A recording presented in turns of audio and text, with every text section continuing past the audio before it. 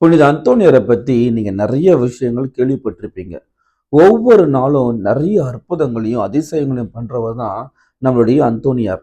அவர் செஞ்ச ஒரு முக்கியமான அதிசயத்த பத்தி தான் உங்ககிட்ட நான் சொல்லப் போறேன். என்ன அதிசயம்னு பார்க்கும்போது, ஒரு பையனுக்கும் அவங்க அம்மாவுக்கும் ஒரு சின்ன சண்டை வருது.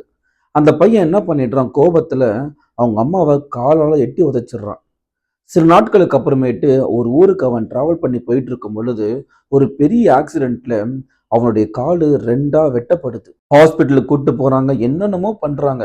டாக்டர் சொல்லிட்டாங்க, எங்களால இந்த கால ஒட்ட வைக்க முடியாதுன்னு சொல்லிட்டு. இந்த விஷயத்த கேள்விப்பட்ட புனித அந்தோனியர் என்ன பண்றாங்கன்னா, அந்த பையன பார்க்கறதுக்காக வராங்க. பார்க்கும் பொழுது 2 காலும் துண்டு துண்டா வெட்டி இருக்குது. அத பார்த்துட்டு அந்த பையன் மேல இரக்கப்பட்டு, அந்த துண்டு துண்டா இருக்கக்கூடிய கால ஒட்ட வச்சு ஜெபம் செய்றாரு. கடவுள் அந்த இடத்துல ஒரு பெரிய அதிசயத்தை நிரப்புறாரு. அந்த துண்டா இருக்கக்கூடிய கால ஒட்ட வைக்கிறாரு. இந்த அற்புதம் நமக்கு 2 முக்கியமான விஷயங்கள சொல்லித் தருது. 1, நம்ம பெற்றோர்கள நாம மதிச்சு நடக்கணும். எக்காரணத்த முன்னிட்டும் அவங்க நம்ம இகழ்ச்சிக்கு உள்ளாக்கவே கூடாது. அவங்கள கஷ்டப்படுத்தக்கூடாது, வேதனைப்படுத்தக்கூடாது.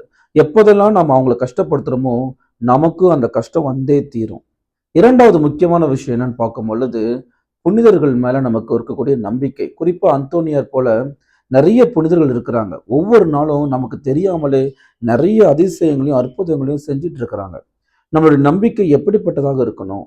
இது எல்லாமே தான் இந்த அதிசயத்துல இருந்து நம்ம கத்துக்க போறோம். நீங்களும் அந்தோனியர் மேல ரொம்பவே பக்தியோட இருங்க. அந்தோனியருடைய பிரியர்களுக்கு இந்த வீடியோவை ஷேர் பண்ணுங்க. சரிங்களா?